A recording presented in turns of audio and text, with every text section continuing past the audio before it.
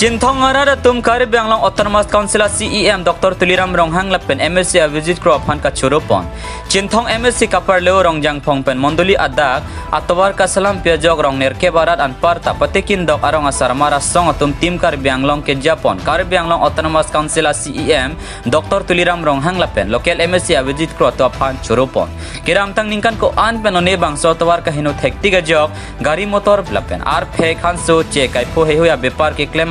penang anak kisung Chinthong nanglo bonta menona kopai ke me pen Karib Banglong Autonomous Council CEM dan parta MAC Avijit Kro tum nikera bajok joy ke jok wan pupusi beha ke kleman parta rongara da tum pening arong chipi pon si choropon lapen thu bangso tawar prap jin pen ki hutang ajo sangti harlong pen ke panai pon lapen adu ke kek pigadim dihun arleng dami ke pakeng pon je phan rongarat pen puthot kachuning ripon thu wathat lang so pen khorsing taron ang ke palia birata malong news angli tum Najom kini PS rongner kep arat nili tum pi persedak media thingno bang nang kokma laki lalo nili tum athema labang so tawar puthak sani tum pini bang media thingno bang nang koklo lasini tum kebang nang ke athela lo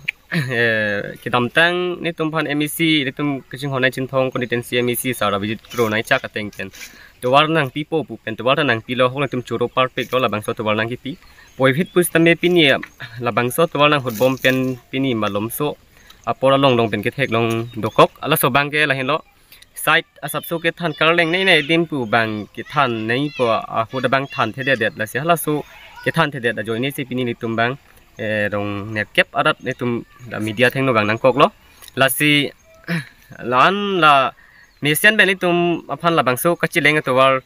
nang bonai pipa meson te pu se ni tum kaduk ke rong net kep arat slami tum aki hai sar Avijit Kro phan stame chuning ripon lo lasi un an pen gini tum phan mesen to balai PG phan se chuning ripon padolo lasi